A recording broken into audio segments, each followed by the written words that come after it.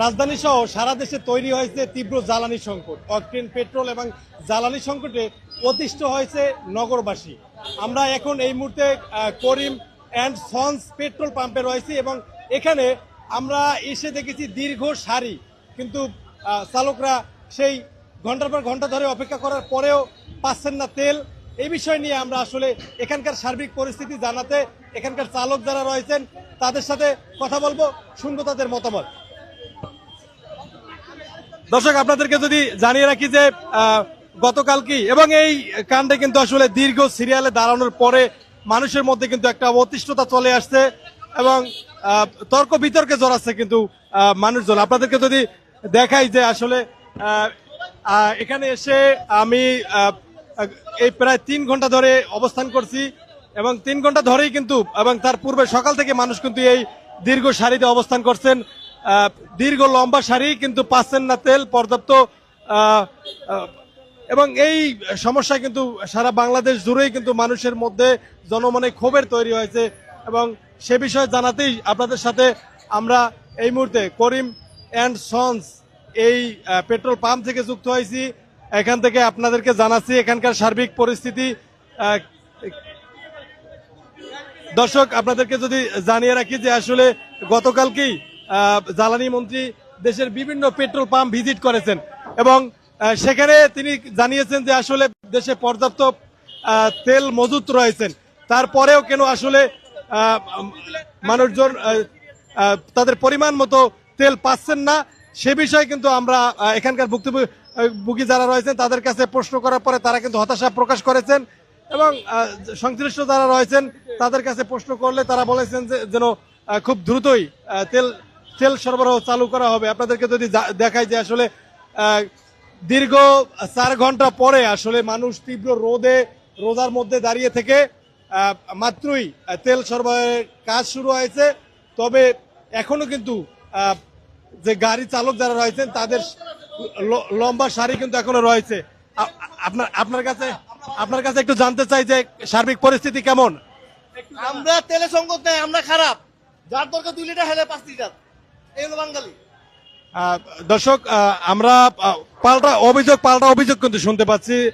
অনেকে বলছেন যে তারা আসলে 2 লিটার তেলও কিন্তু পাচ্ছেন না।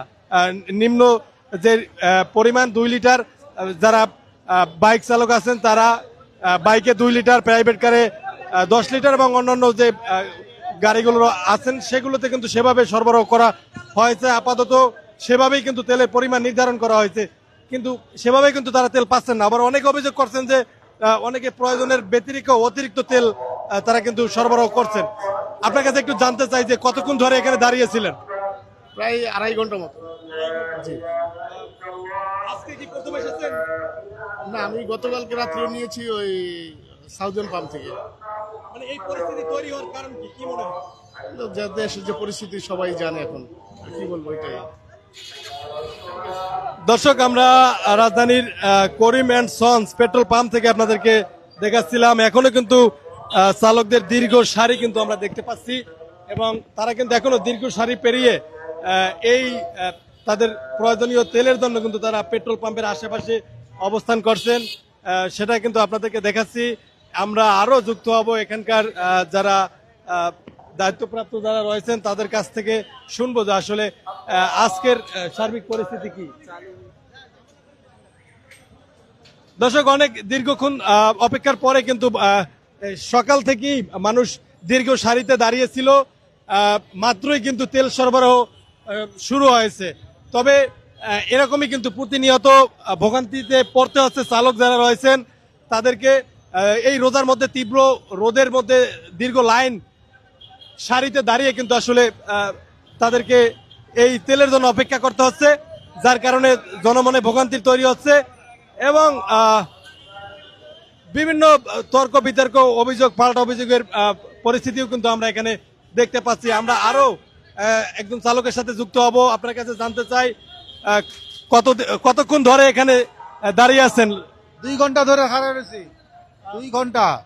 আপনার কাছে কি মনে হয় এই পরিস্থিতি কেন তৈরি হয়েছে? এটা হচ্ছে আসলে পাবলিকের একটা ঝামেলা, বুঝছেন। তেল তো আমরা যতটুকু মনে করি অ্যাভেলেবেলই পাওয়া যাবে, কিন্তু বাঙালি, হ্যাঁ, এইটাই দেখা গেছে যে অনেক সময় এই যে পাবলিকে যেভাবে আসতেছে এই দেখাই সবাই আরো পাগল হয়ে যেতেছে যে আসলে মনে হয় তেল থাকবো না, এই জন্য এই তেল নেওয়াটা। দর্শক আমরা কিন্তু জনমতের বক্তব্যে কিন্তু আমরা তাদের যে অভিযোগ সেগুলো কিন্তু আমরা শুনতে পাচ্ছি, তাদের যে তীব্র ক্ষোভ এবং ক্ষোভের বহিঃপ্রকাশ সেগুলো কিন্তু তারা তাদের বক্তব্যে বলছেন। এবং আপনাদেরকে যদি দেখাই যে রাজধানীর বিভিন্ন জায়গায়, শুধু রাজধানীতে না, রাজধানীর বাইরেও বিভিন্ন পেট্রোল পাম্পে এভাবেই সাম্প্রতিক সময়ে মানুষের কিন্তু ভোগান্তি তৈরি হচ্ছে। মানুষ তাদের যে গন্তব্যস্থল সেই গন্তব্যস্থলে পৌঁছতে গিয়ে পর্যাপ্ত তেলের অভাবে কিন্তু যাত্রা বিরতি হচ্ছে তাদের, এবং দীর্ঘ যাত্রা বিরতিতে কিন্তু তাদের গন্তব্যস্থানে পৌঁছতে অনেকটা বিলম্ব হয়। এবং বলা যায় যে তাদের যে গুরুত্বপূর্ণ সময় সেই সময় নষ্টের পাশাপাশি বিভিন্ন ভোগান্তিতে কিন্তু তাদের পড়তে হয়। সেই পরিস্থিতি কিন্তু রাজধানীতে বেশ কয়েকদিন ধরেই চলছে। আপনাদেরকে যদি জানিয়ে রাখি যে ইরান, ইসরায়েল এবং আমেরিকা এই ত্রিমুখী যে সংঘর্ষ, সেই সংঘর্ষের জের ধরে যুদ্ধ, এই পরিস্থিতিতে কিন্তু বাংলাদেশের মানুষের মধ্যে একটি আশঙ্কা, দ্বিধাদ্বন্দ্ব এবং সংকোচবোধ তৈরি হয়েছে যে পরবর্তীতে কি হয় না না হয়। এবং অনেকে অভিযোগ করছেন যে অনেক অসাধু ব্যবসায়ী যারা রয়েছেন তাদের আসলে সিন্ডিকেটের কারণে এই তেলের যে ঘাটতি সেই ঘাটতি কিন্তু পরিস্থিতি তৈরি হয়েছে।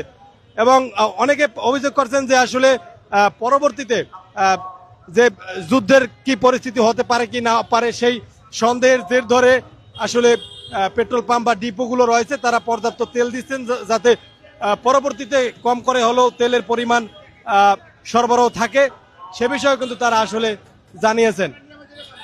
দর্শক আমরা আপনাদেরকে এতক্ষণ জানাচ্ছিলাম সরাসরি রাজধানীর মতিঝিলের করিম অ্যান্ড সন্স পেট্রোল পাম্প থেকে যুক্ত হয়েছিলাম এবং জানাচ্ছিলাম এখানকার জ্বালানি তেলের সার্বিক পরিস্থিতি, এখনকার পরিবেশ কি সে বিষয়ে আপনাদেরকে জানাচ্ছিলাম। পরবর্তীতে আবারও নিউজ 10 ফেসবুক লাইভে যুক্ত হব এবং জানাবো এখানকার সর্বশেষ পরিস্থিতি।